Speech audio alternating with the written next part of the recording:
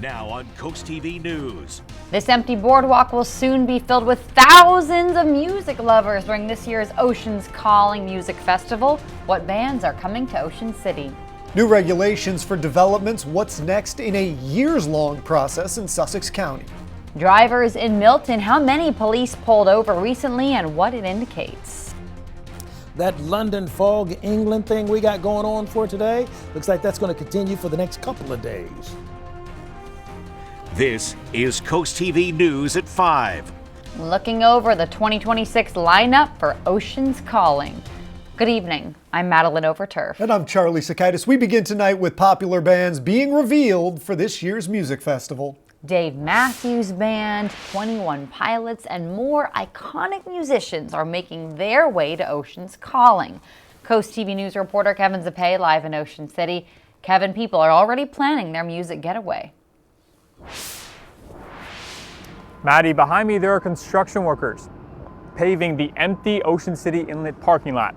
But soon that empty parking lot will be filled with thousands of music lovers here for Oceans Calling 2026, something they, along with businesses, are looking forward to.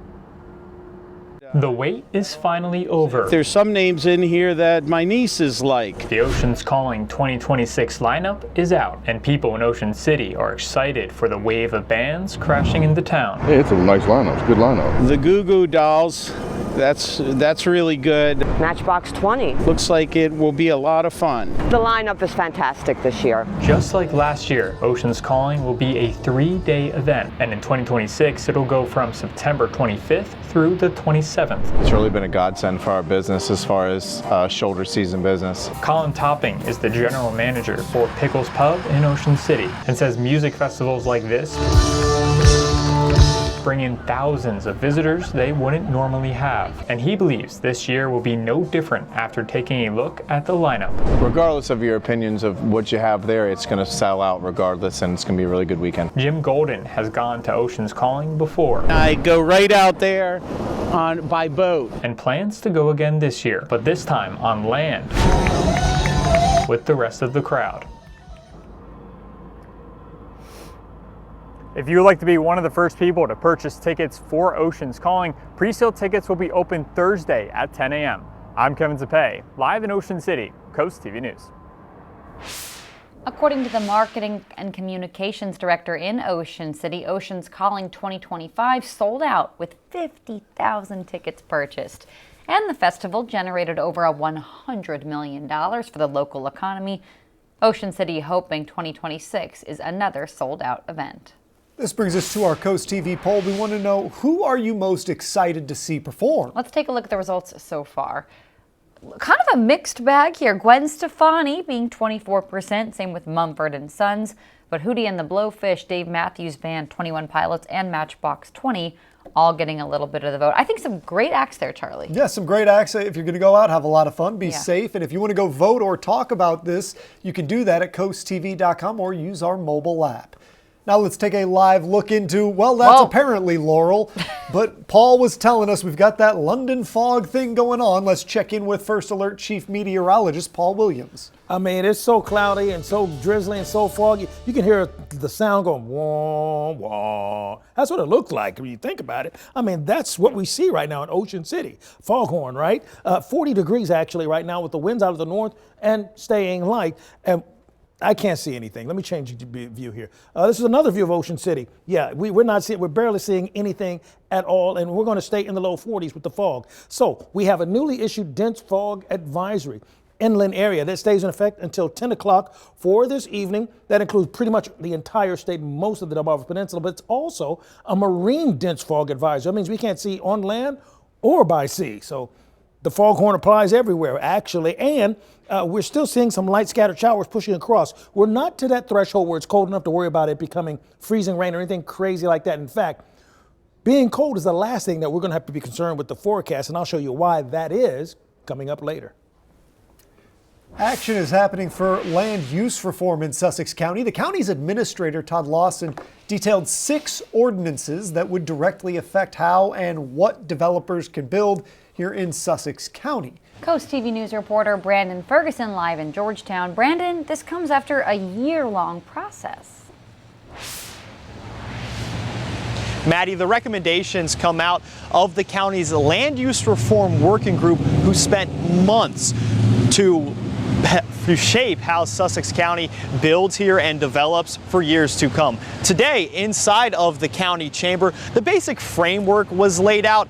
Next week, there will be concrete action. The Sussex County rental program lays out incentives for both affordable housing and workforce, and that will be completely revamped to get more builders to take part.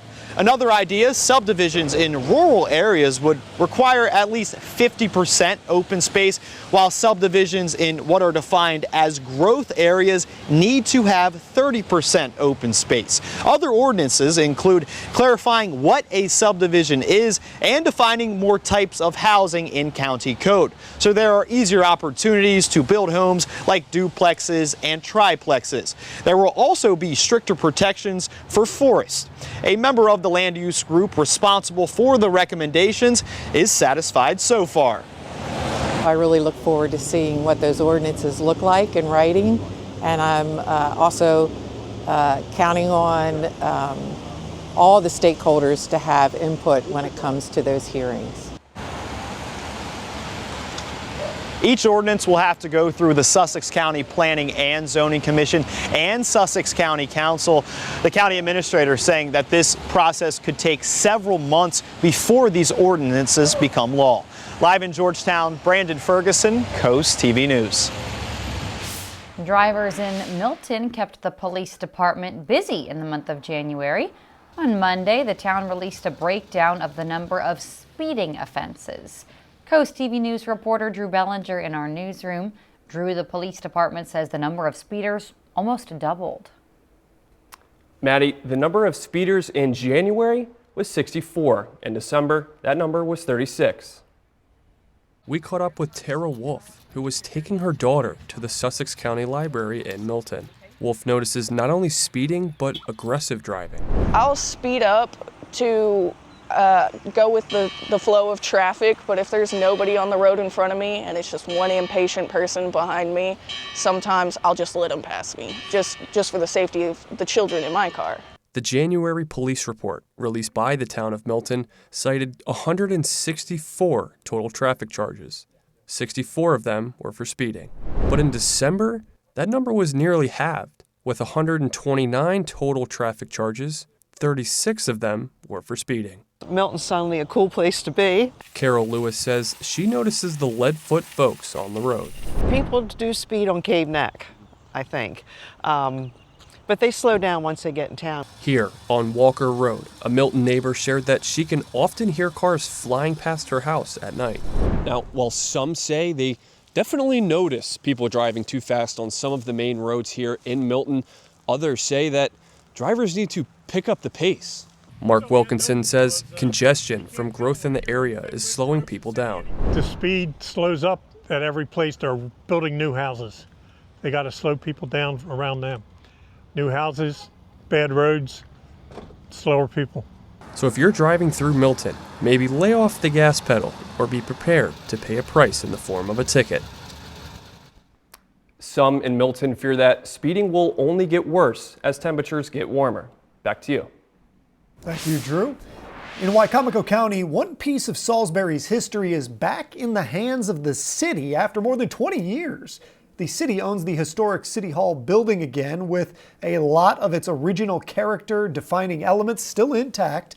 Built in 1896, it has been a City Hall fire station, art museum, and more. We ended up leasing spaces from third parties. This is going to save us about $100,000 a year in operating costs through lease payments and repairs and put us in this location. So that'll really be a benefit to the city long term over time. The mayor saying the city is hoping to move its neighborhood services department as well as the IT group within the next few months. President Trump says he may have forced Israel's hand in the attack on Iran, not the other way around. The president spoke today and gave an update on how he sees the war going. NBC's White House correspondent Monica Alba explains the president admits this action will cost the American consumer at the gas pumps. As the war in Iran expands and U.S. embassies come under attack, President Trump laying out his argument for attacking Iran and why the U.S. acted now. We were having negotiations with these lunatics, and it was my opinion that they were going to attack first. They were going to attack. If we didn't do it, they were going to attack first. I felt strongly about that. He claims the U.S. and Israeli strikes have knocked out Iran's weapon detection system. We're hitting them very hard, and the big scale hitting goes now. They no longer have air protection. Still, the president's comments today on the timing and reason for the attack contradict what Secretary of State Marco Rubio told congressional leadership yesterday. We knew that there was going to be an Israeli action. We knew that that would precipitate an attack against American forces. Rubio and other administration officials will brief the full Congress this afternoon, looking to sell lawmakers on the war. But already, Democrats are pouncing on what they call the administration's changing objectives. Regime change, nuclear weapons, missiles, an imminent threat to the homeland, or a preemptive strike to stop future attacks on the region. When the rationale for war keeps shifting, the strategy is missing. And that's because there is no strategy. Iran is hitting back with drone attacks on U.S. embassies, including Saudi Arabia. That embassy, along with others in the region, are now closed. The war impacting the world's energy sources, with Iran targeting the region's oil fields and shipping in the Strait of Hormuz shut down, pushing oil prices higher, in turn leading to rising costs at the gas pumps. The president admitting Americans will feel a pinch. So if we have a little high oil prices for a little while, but as soon as this ends, those prices are going to drop, I believe, lower than even before. The State Department is now working to get military and charter flights to bring Americans stuck in the Middle East back home. Officials had initially told U.S. citizens to leave the region commercially, but many airports closed and airlines canceled flights when the war began. President Trump said today there was no comprehensive evacuation plan because everything happened so quickly. Monica Alba, NBC News, the White House. Short-term rentals in Worcester County, what commissioners voted on. It's been raining for now, and it's going to be rainy and drizzly and cloudy and gloomy. Yeah, for tomorrow too. But first, a lot in Dover vacant for now. What's proposed for its future use up next. This is Coast TV News at 5. A nearly 10-acre vacant lot along Route 13 in Dover could soon see new life. Plans for the proposed DuPont Plaza Shopping Center moving forward after the city's planning commission approved the project's master plan in January. The first phase would include a Tractor Supply as the anchor tenant, along with 3 additional retail buildings. Business leaders say the development would mark the largest commercial expansion the corridor has seen in years. It's the only empty space along Highway 13 that's remaining right here through the corridor. And so it would be good for it to finally have something on there that would be purposeful and useful to the residents that are coming in. Next, the developer preparing to submit administrative site plans for each phase as the project continues moving forward. Coming up next, Paul Williams is in our Coast TV First Alert Weather Center with your full forecast after this.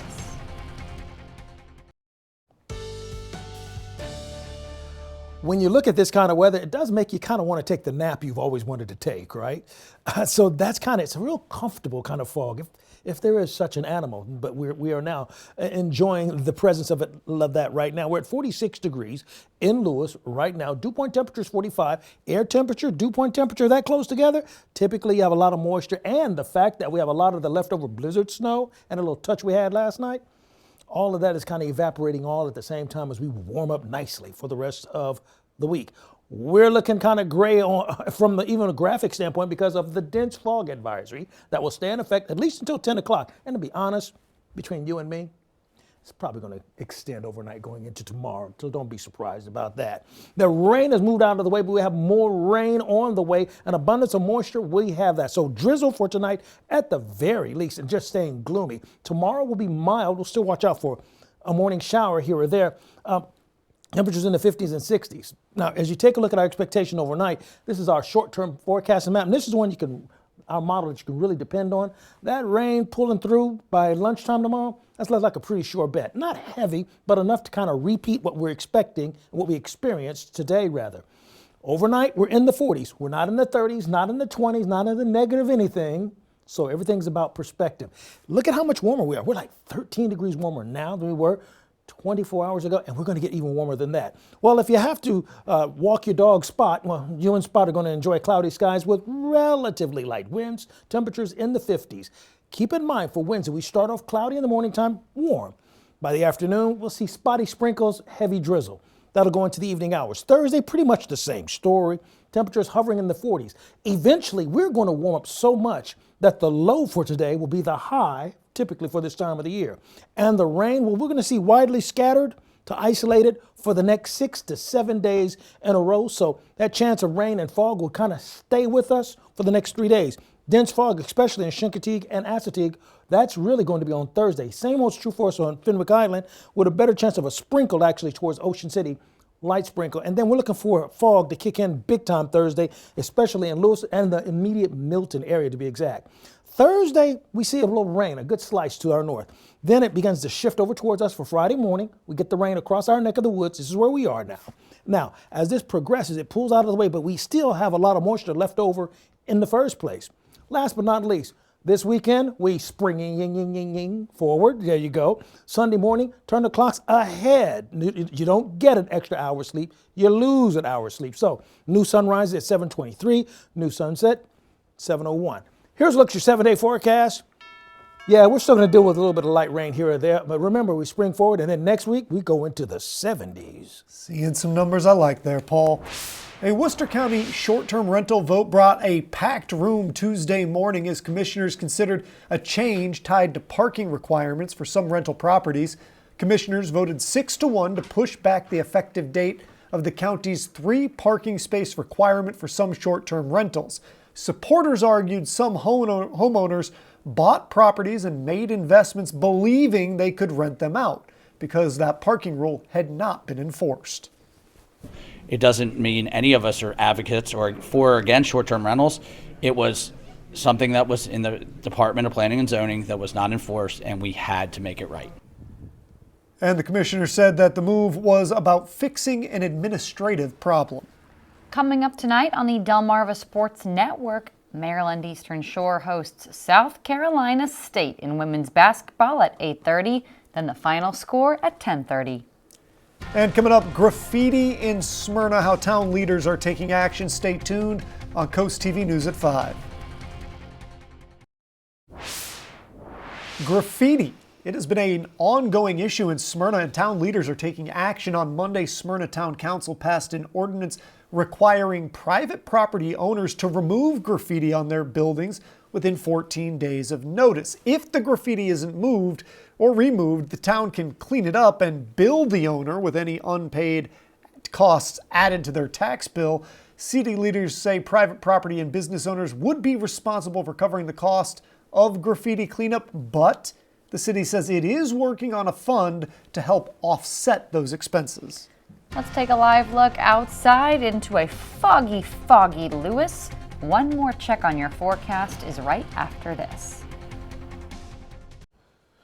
Right now, we're looking very cloudy, even in the Dover area. The clouds and the fog's not going to relent whatsoever. And then we'll have an occasional sprinkle or two that'll be associated with it. Dense fog advisories in effect along the coast as well as throughout all of Sussex. That's going to stay in effect until 10 o'clock for tonight. The last remnants of this wave of rain is out of the way, but we have another wave that's on the way for later on tonight. Now, we're just talking about light stuff, light, moderate stuff, nothing heavy or dangerous. Annoying? Yeah, can't guarantee you that it won't annoy you, but it will not at least be dangerous. Larry Harrison of Ocean View, congratulations. You're our umbrella giveaway winner, courtesy of Paul Davis, property restoration experts. Keep up with your forecast by calling our weather line. The number to call is 443-880-9100. Your forecast is just a call away. And now let's take a look at the good news. I couldn't wait to show you this. Here we go. Your exclusive 10-day forecast. Voila! 65, 68, 72, 75. Sounds like an old game show, and we're winning. I love that, Paul. Thank you. And thanks for joining us here for Coast TV News at 5. For more news, more local weather, download our Coast TV News app. Inside Edition is up next. And we'll see you later tonight for Coast TV News at 6. Have a great evening.